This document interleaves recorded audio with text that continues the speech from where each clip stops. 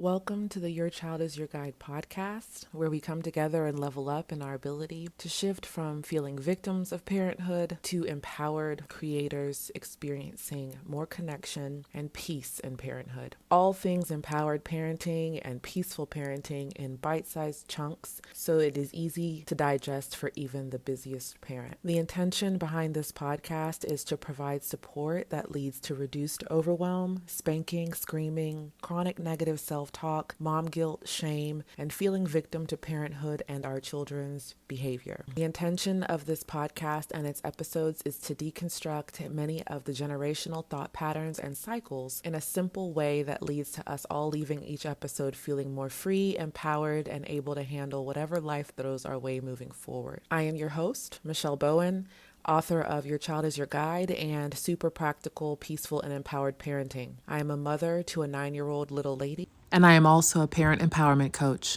So let's get into it. In previous episodes, we have spoken about how we are on the same team as our children, or how it is possible for us to parent from that awareness intentionally, and how doing so can lead to less stress in parenthood, less tension, less overwhelm, because it's less power struggles when I see that I'm on the same team as you, right?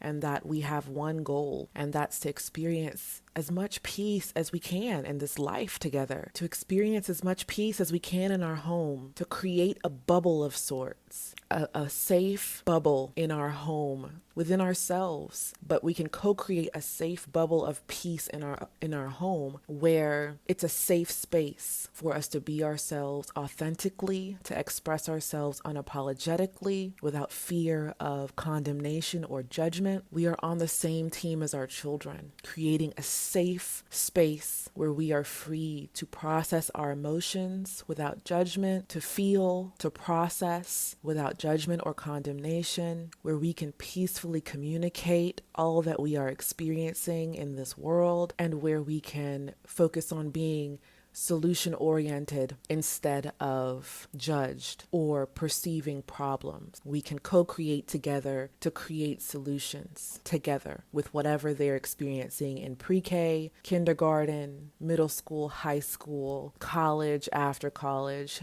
We can create a safe space for us to also express and communicate what we as adults are experiencing as well in our own evolution, in our own growth. We are on the same team as our children. We are able now more than ever before, collectively, to parent from that awareness and to experience the benefits of doing so, right? We've also spoken recently about how loving our children does not equal spoiling our children. Creating a safe environment energetically in our homes doesn't mean that we're weak parents. It doesn't mean that we're being walked all over. It's quite the opposite. More peace, more emotional intelligence typically leads to our children actually listening to what we have to say and actually being able to absorb or understand and comprehend the message that we're attempting to give them, the instruction that we're intending to give them. Because when we are at peace, or when our home is in a more peaceful environment, we're able to express ourselves from more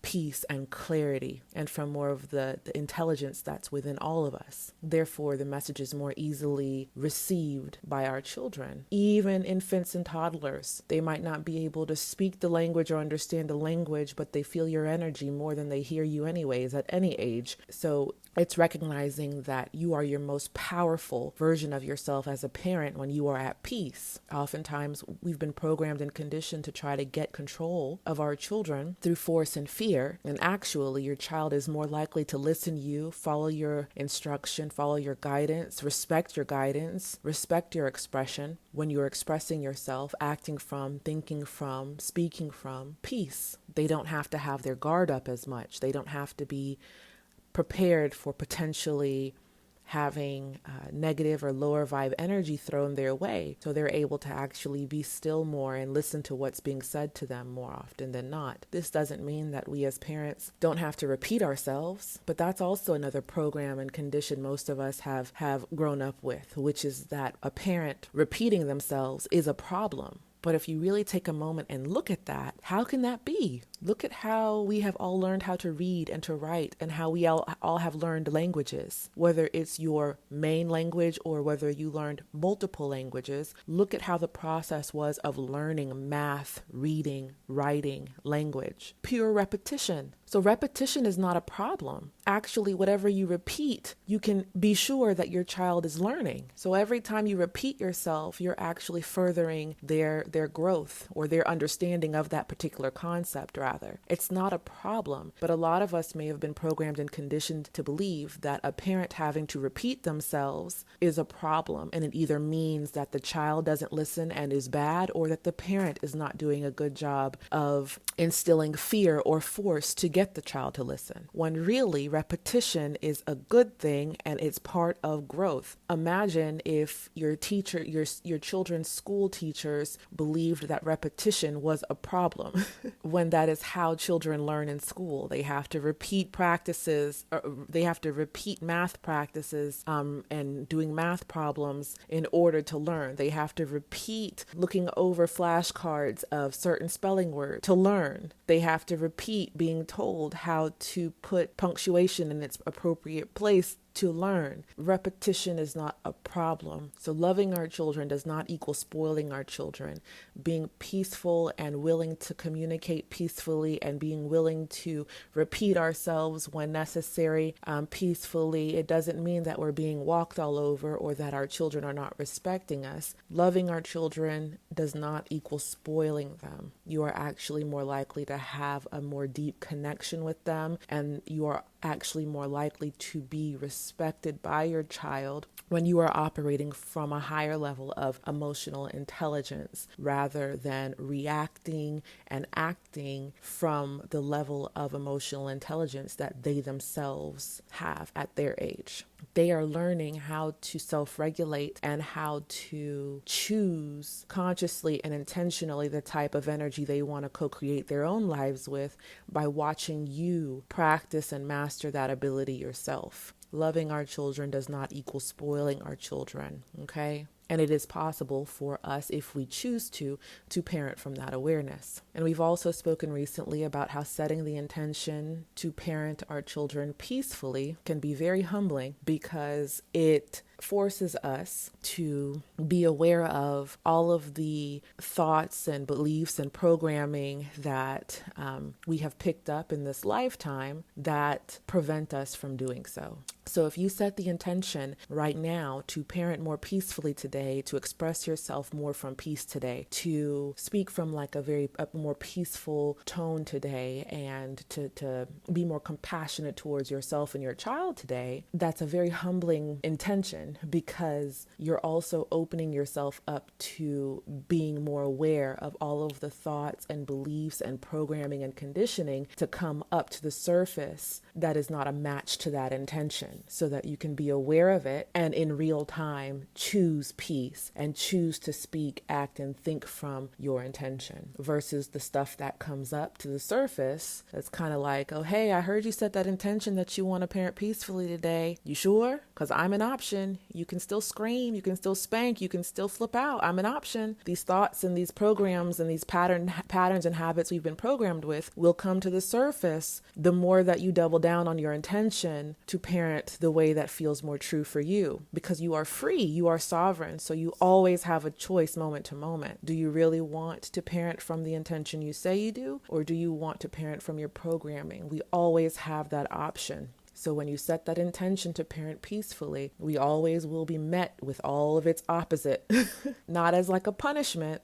It's actually a gift to be aware of all of the thoughts and beliefs and programming that was running the show prior to us actually setting our intention consciously and intentionally. It's really cool to be able to see those thoughts and all that stuff that used to run the show before we even knew we had the ability to really command and intend the type of energy we would rather create our relationships and our lives with, right? And another point that I really wanted to speak on today is how through our awareness of those patterns and those habits that are no longer serving the type of relationship we want to have with our inner child, inner teenager, with ourself and with our children, those patterns and those habits dissolve. A lot of the patterns and habits that we picked up in life that are not serving us and serving the type of life in relationship with ourselves and others and children that we want to create, a lot of those patterns and habits can kind of go under the radar for a very long time. But when we have children and we have a desire to experience a peaceful connection with them and to create a peaceful home environment for them, a lot of those patterns come flooding, come rushing to the surface like a tsunami, because your desire, for many of us, your desire to create a peaceful home for your child and to have a peaceful connection with your child, that desire sometimes can be so strong that it brings up to your awareness everything, every learned pattern and thought that's been blocking you in a way from experiencing peace in life even before you had a child. All of these thoughts come flooding to the surface to be seen, to be looked at, to be held space for. Because if we don't give ourselves permission to be aware of these beliefs that we have to hit our kids, beliefs that we have to scream at them in order to get them to listen, beliefs that we are not worthy of peace and love because of what we did in 2002, if we do not see or give ourselves permission to look at these thoughts and these patterns of behavior and thinking and speaking that come to the surface, they will continue to run the show. And so it's like, well, Michelle, what do I do when I see them? You look. That can't be enough. What do you think this is, Michelle? Just look. It doesn't seem like enough because we have been programmed and conditioned to believe that there's more power in what we do than what we're being. You are the awareness of those thought patterns and of all of the information and all of the concepts that you've learned. You are the awareness of them. By looking at them, you are able to identify as the awareness of them. Therefore, they are not able to take over, right? I experienced severe depression at a very young age, suicidal between the ages of 11 to about 14-ish, okay? I experienced a lot of anger as a young child. I had no clue, and even in my early 20s, I had no clue at that time that I was the awareness of the anger, of the rage, of the depressed and fearful thoughts. I had no clue that I was the awareness of all of the stuff I was experiencing because I was identifying as it. We're taught to. I am angry. I am depressed. I am these thoughts that are coming up. No, I am the awareness of them. That's why I'm able to notice it. That's why I'm able to see it. I feel like I need to scream at my child. That's a feeling. I don't have to do shit. I can observe and sit with this feeling that's coming up. That's associated with a belief and a thought and a pattern that I've been conditioned with that says kids have to be hit in order to learn. But it's just a feeling. I am not the feeling, or I would always be that feeling if I was. I am aware of it. So the more that I practice being aware of these thoughts and these emotions, the less they can control me, okay? And that is when we are able to more consistently experience peace in parenthood, is when we are giving ourselves permission to be aware of the very patterns that do not align with the intention we have to parent peacefully. Yes, you can be given 50,000 billion trillion coaches, mentors, programs, courses, teachers, and that is beautiful. But one of the most, if not the most powerful tool you have in your tool belt that you can start using more and more right now to dissolve these patterns that are not in alignment with your intention to parent peacefully, one of the greatest, if not the greatest tool that you have in your tool belt right now to dissolve those patterns is to practice being more aware of the thought patterns that arise that do not feel good and that were learned and that are not in alignment with your intention to create a peaceful home environment and a peaceful relationship with yourself and your child. Through your awareness, these patterns dissolve, and then the love that you are and that you've always been at your core is able to take over. And that love is extremely intelligent, to say the least. It's extremely intelligent, and you're able to enjoy the show, so to speak. Enjoy the decisions that are made with clarity and without confusion and inner chaos, the decisions that are made through you as to how to handle situations with your child. And you get to witness those decisions and those actions be made through you from more peace and clarity and wisdom, versus when we were not practicing to be aware of the thoughts and patterns that come up that are not in alignment with parenting from our peace. And those thoughts and patterns were just taking over, right? So more peace and wisdom start to take over in situations where what is called our ego used to run the show, or where the patterns and habits we picked up growing up in childhood and we learned from TV, movies, parents, family, society, force and fear. We start to witness, intelligence and wisdom gained from your own experience and peace, the power of your peace and your awareness. We start to witness that take over, and we start to experience that our children tend to listen more. They tend to be more receptive, right? They start to really experience more and more that your love for them is unconditional, truly unconditional, because you're starting to give yourself permission to experience peace more and more, regardless of their mood or their behavior. You're cultivating a stronger ability to hold space for whatever they're processing and for what you're processing. You hold space by being aware of other people's actions, words, behaviors. You hold space by being aware of your own inner reactions, your own your thoughts, and your own learned patterns, right? So the more you're practicing being aware, the more you're holding space, and the more you start to hold that space, even when your child is doing something that in the past used to seem to be a catalyst to you reacting from rage or some other pattern or habit of hyperreactivity that you may have picked up and learned from the adults who raised you or your society, right? So they start to experience more and more that, wow, this love is unconditional. And it's not that they take advantage of that. They just start to really experience firsthand that, hey, I'm still young. I'm still new to this life. I'm still learning how to process my emotions. Sometimes I project my emotions. I'm a child. I'm a teen. Sometimes I project my emotions because I'm still learning how to process and self-regulate. Thank you, Mom. They might not say it because they're young, toddlers, teens, they're, school-age children. They might not say, thank you, Mom, for holding space for me, right? And loving me unconditionally, even when I'm not able to process my emotions and self-regulate. Well, even when I project, right? I'm still learning. I'm still growing. Thank you, Mom, for holding space for me and loving me unconditionally. You might not hear that for years. But we're not loving our children unconditionally and practicing, remembering really to love ourselves unconditionally and to love others unconditionally. We're not doing that work to get a thank you to begin with, to get their validation. We deserve peace. We're worthy of peace. Our family is worthy of peace. We're worthy of living in a peaceful home environment. Period. The thank yous will come, but we can't do this work to get the thank you. We can't do this to get anything. We can't expect anything from this external world. All right. So the mind will say, when we start to set the intention to be more aware of our egoic patterns, or negative egoic patterns, or when we set the intention to be more aware of the patterns and habits that we learned that are no longer serving us, right? The self-condemnation, the self-judgment, self-ridicule, the being mean to ourselves, putting ourselves down. When we set the intention to be more aware of these patterns of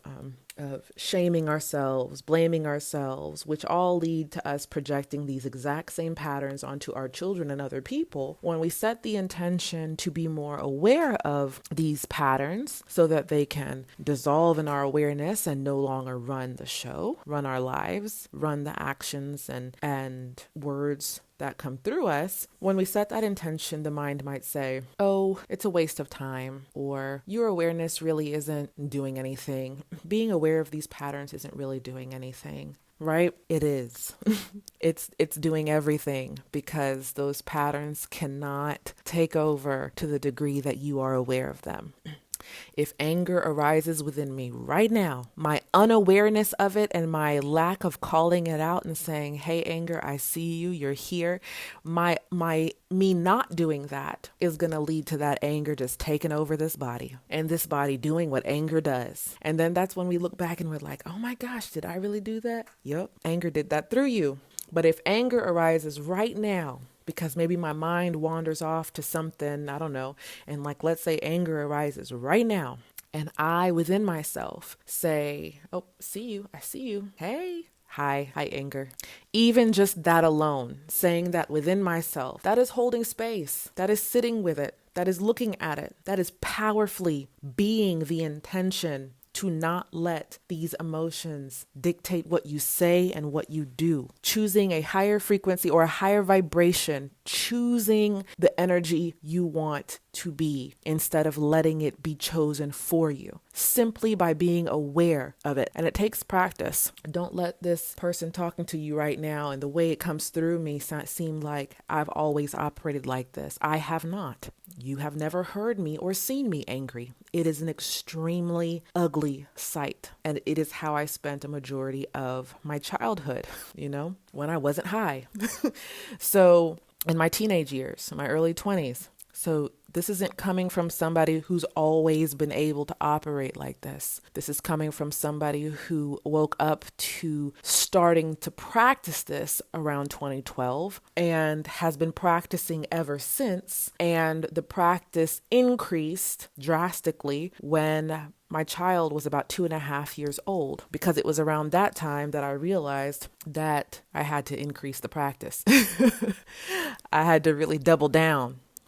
If I wanted to experience more peace in parenthood with my child, it was around that time that I realized that I was going to have to really double down on being more aware of my internal reactions and where I was placing my attention within myself. And at the time, I was still operating from, I'm doing this for my child. I'm doing this because I love my child. What you're going to continue to experience, if you haven't already, is that it's not just for your child. The child within you, the teenager within you deserve peace. You deserve to be connected to the peace, to the presence, to the love that is always here moment to moment. You are worthy of that connection. You deserve that connection. You deserve to experience life and all that happens and is created through you when you are connected to that peace and to that love, that intelligence and clarity that is available to you moment to moment. Your child benefits, everyone that you interact with benefits, that it is your birthright to operate from peace and clarity. Okay. All of the things and thoughts and stuff that do not feel peaceful and do not feel clear and feel chaotic and confusing and feel horrible. These are patterns that we have picked up in this lifetime.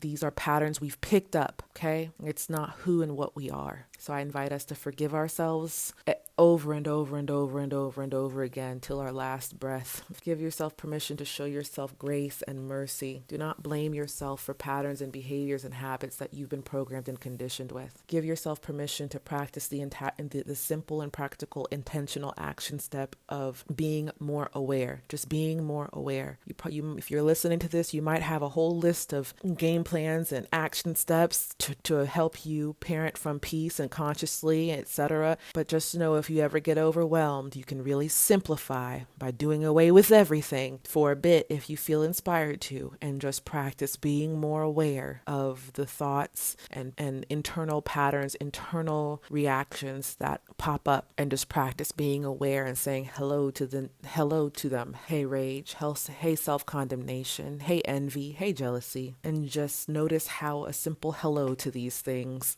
can cause them to flee. They'll come back. But the more you practice, the more stronger is your ability to hold space in those moments. And at some point, with practice and with sincere and genuine devotion and commitment to this practice, a lot of these patterns pop up, fewer and fewer and fewer in between, less and less and less. Okay. So the past may have taught me that these patterns of spanking and screaming and overwhelm and mom guilt and shame and self-condemnation and being mean to myself on the inside are just patterns that are too strong. They're always going to be here.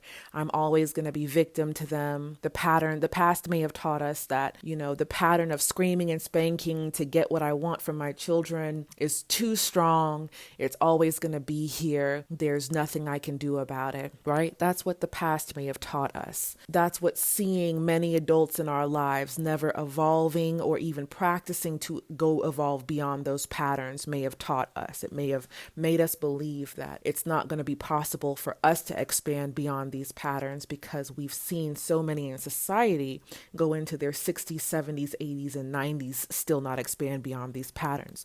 So the past may have taught us that these patterns are far too strong for us to evolve beyond or expand beyond, right? When actually I am getting better and better, more and more skilled rather, at being aware of the very patterns that I no longer want to include into my relationship with my child and myself and my environment. The more I practice being aware of my internal reactions, the more I am able to show up as my favorite version of myself and parent from the energy of my preference instead of anger, rage, separation consciousness, victim consciousness. The more I continue to practice being aware of the very patterns and habits that I've been programmed and conditioned with, the less they take over. I'm getting more and more skilled at this, at expanding intentionally, consciously, and I am free to parent from my heart and to create my own life and parenting style that feels true for me. I'm looking forward to being with you guys in the next bite-sized, empowered, and peaceful parenting episode. Bye.